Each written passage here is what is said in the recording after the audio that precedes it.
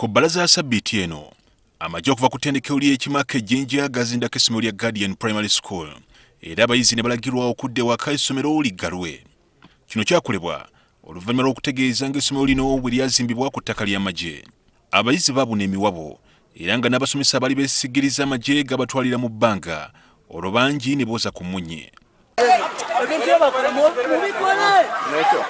Oluvannyuma lw'akafubo wakati w'abakulira essomero lya Gurdian Primary School n'amagye agakulembeddwamu akulira ettendekero ly'amagye ery'e Kimaka eJinja, Lieutenant General Andrew Guti, kisaliddwawo essomero liggulwewo wabula nga kino kiriko obukwakkulizo. Yadde abayizi bazzeemu okudda ku ssomero era nga n'emisanvu egyateekebwawo amagye gigiddwawo. Obukwakkulizo obuliwo bwa kusoma lusoma luno lwokka ng'abazadde balina okunoonyeza abaana baabwe w'okudda mu lusoma oba ttaamu eddako. Abaana babakkiriza okusoma for this term only. Leo tugamba nti ttaamu eno bwegwako embeera egenda okuddako ogenda kubeera worse than what we saw on Monday. Yabunkenke embeera gye tuli mu ssebo era n'abazadde abamu batya okusindika abaana. Singa abajaasi abo babagyewo nga batugambye nti tusomeseeko ttaamu eno yokka, kale kyandibadde ekituzzamu amaanyi, naye embeera era bwetyo.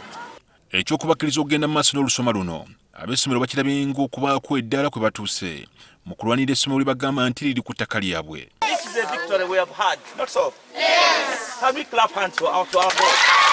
Bano bakalambira nti si bakuwera nti kuba ensonga z'ettaka lino ziri mu kkooti era nga bakuziwondera okutuuka lwe banaafuna obwenkanya.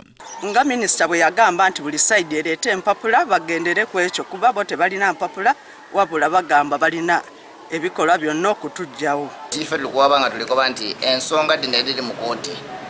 Wano ife tulina ekyapa kyafunibwa mu July 2018 eky'eitaka eryo nti bo bali kwida bakoba nti ly'er'e ayewazzaako na document yonna eraga nti ettaka ly'er'e. Abayizi batandise dda okudda mu bibiina.